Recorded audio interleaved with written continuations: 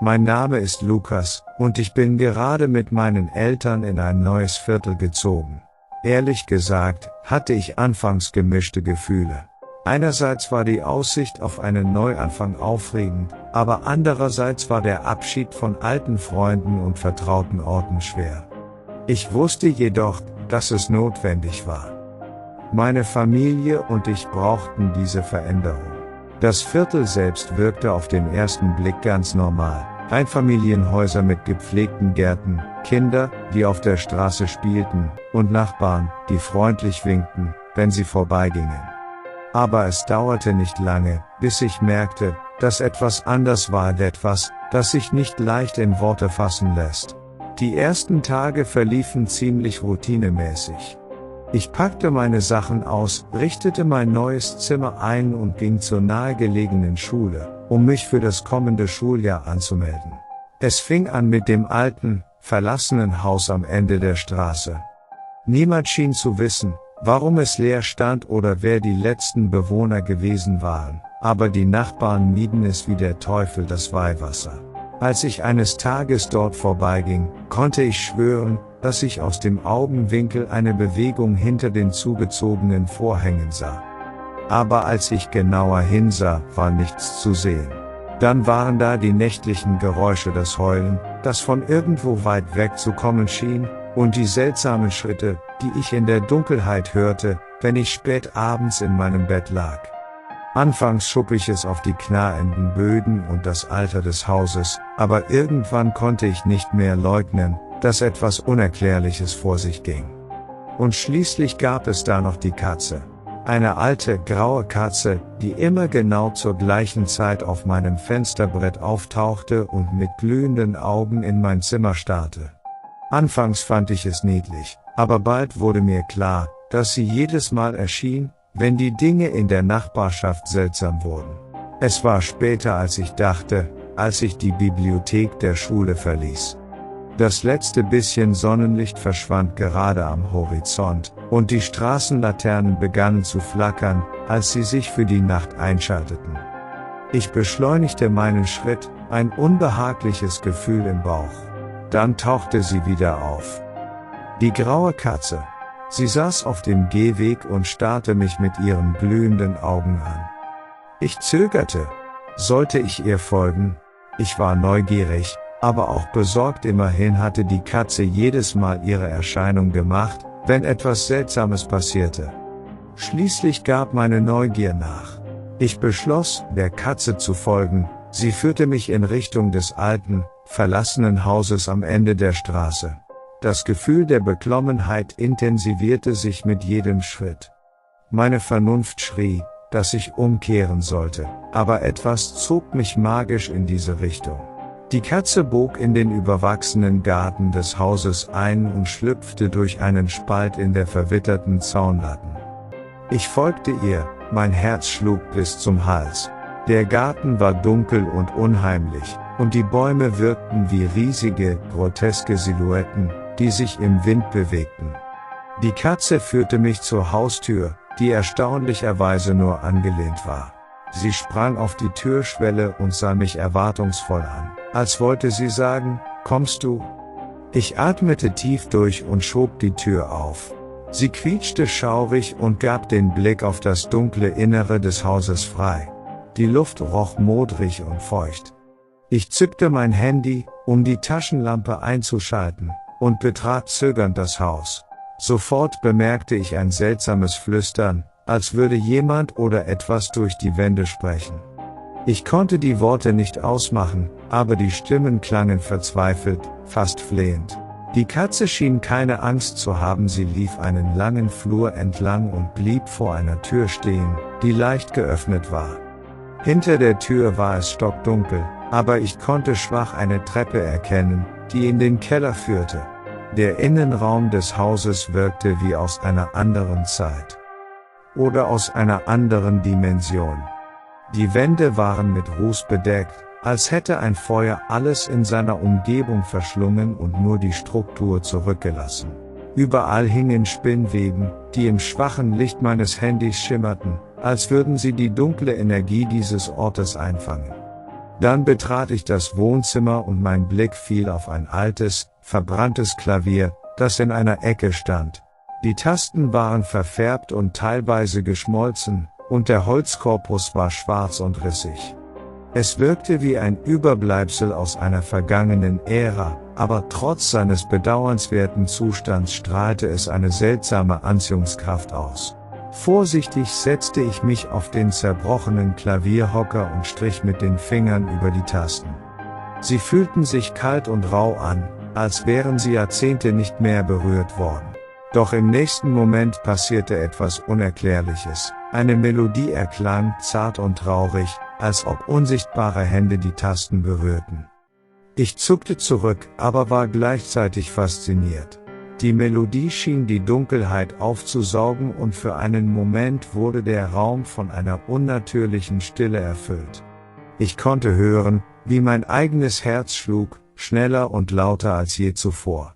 Die Katze, die bisher nur ein stiller Beobachter war, miaute leise und wirkte beinahe ehrfürchtig. Jetzt gab es kein Zurück mehr. Die Musik hatte etwas in mir geweckt, eine Mischung aus Angst und Neugier, die ich nicht ignorieren konnte. Ich wusste, dass dieses Klavier, diese Melodie, der Schlüssel zu den Geheimnissen dieses Hauses und vielleicht des gesamten Viertels waren. Die Frage war nur, war ich bereit, dem Pfad zu folgen, den es für mich vorgezeichnet hatte? Die Melodie hallte in meinen Ohren nach, als ich langsam aufstand und aus dem Wohnzimmer hinausging. Es fühlte sich an, als würde sie mich irgendwo hinführen, als wäre sie ein Ruf aus der Dunkelheit.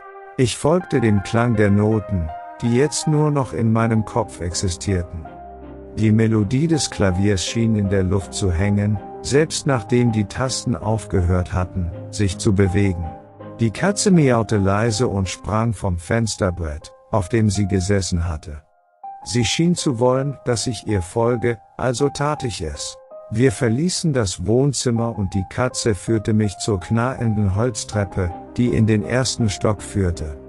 Mit jedem Schritt, den ich tat, fühlte ich mich, als würde ich tiefer in die Geheimnisse dieses unheimlichen Hauses gezogen.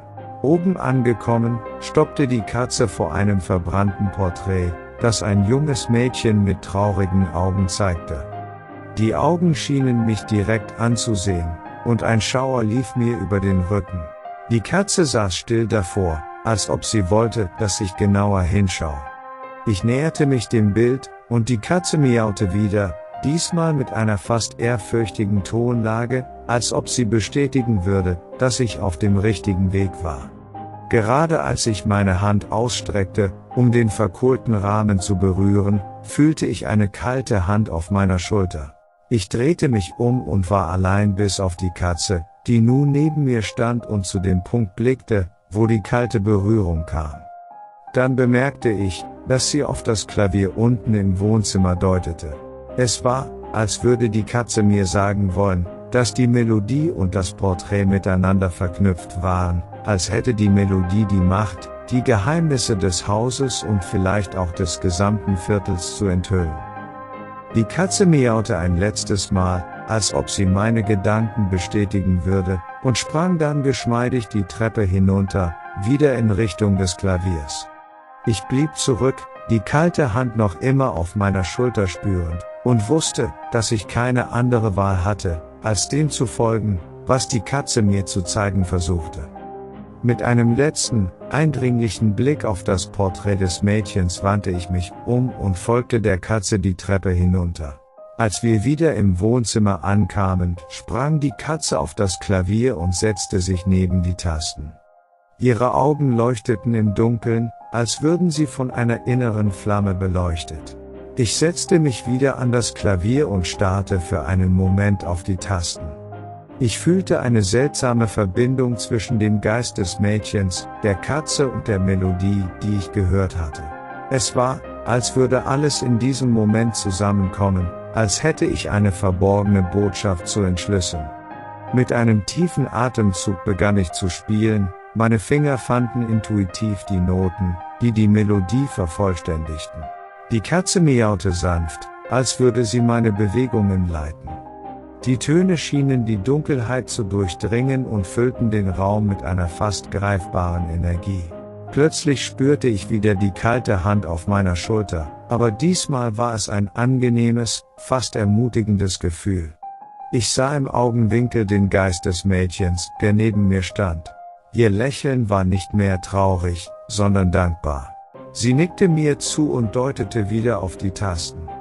Ich spielte die letzte Note, und in diesem Moment fühlte ich, wie eine Welle der Erleichterung durch den Raum strömte. Der Geist des Mädchens und die Katze schienen in dieser Sekunde eins zu werden. Sie verschmolzen zu einer leuchtenden Silhouette und verschwanden dann vollständig. Ich war allein, aber die Schwere, die das Haus zuvor erfüllt hatte, war verschwunden. Es war, als hätte die Melodie eine Art Bann gebrochen, als hätte sie dem Geist des Mädchens und vielleicht auch der Katze Frieden gebracht. Und obwohl ich noch immer nicht alle Geheimnisse dieses Hauses oder dieses Viertels kannte, fühlte ich, dass ich zumindest einem von ihnen näher gekommen war. Nachdem ich das Gefühl hatte, dem Geist des Mädchens und der Katze Frieden gebracht zu haben, verließ ich das verlassene Herrenhaus. Das Gewicht der Ereignisse lastete immer noch auf mir, aber es war eine Art angenehme Schwere, als ob ich einen kleinen, aber wichtigen Teil eines großen Rätsels gelöst hätte. Einige Tage später, während ich in der örtlichen Bibliothek nach Informationen über das neue Viertel suchte, in das ich gezogen war, stolperte ich über einen alten Zeitungsausschnitt. Er erzählte die Geschichte eines verlassenen Herrenhauses am Rande unseres Viertels. Die Nachbarn nannten es das Haus der stillen Melodie. Laut dem Artikel wohnte vor Jahrzehnten eine Familie in dem Haus. Die jüngste Tochter, Clara, war eine begabte Pianistin. Eines Tages brach ein Feuer im Haus aus und Clara kam tragisch ums Leben. Seitdem hieß es, man könne nachts eine stille Melodie aus den Ruinen des Hauses hören. Ich fühlte einen Schauer über meinen Rücken laufen. Es war die Bestätigung dessen, was ich erlebt hatte, und der Schlüssel zur Legende dieses unheimlichen Ortes. Jetzt verstand ich, dass der Geist des Mädchens Clara war und dass sie durch die Katze und die Melodie mit mir kommuniziert hatte, in der Hoffnung, dass jemand endlich ihre unvollendete Komposition zu Ende bringen würde. Ich schloss den Zeitungsausschnitt und verließ die Bibliothek, ein Gefühl der Ehrfurcht und des Friedens in mir. Ich wusste, dass die Geschichte von Claras Haus und der stillen Melodie niemals wirklich zu Ende gehen würde, aber zumindest hatte ich durch einen seltsamen Zufall und mit der Hilfe einer mysteriösen Katze, einem ruhelosen Geist Frieden bringen können. Als ich den Zeitungsausschnitt faltete und die Bibliothek verließ, hallte die stille Melodie ein letztes Mal in meinen Ohren nach, ein unheimlicher Nachklang, der mir klar machte, dass einige Geheimnisse vielleicht doch besser ungelöst bleiben.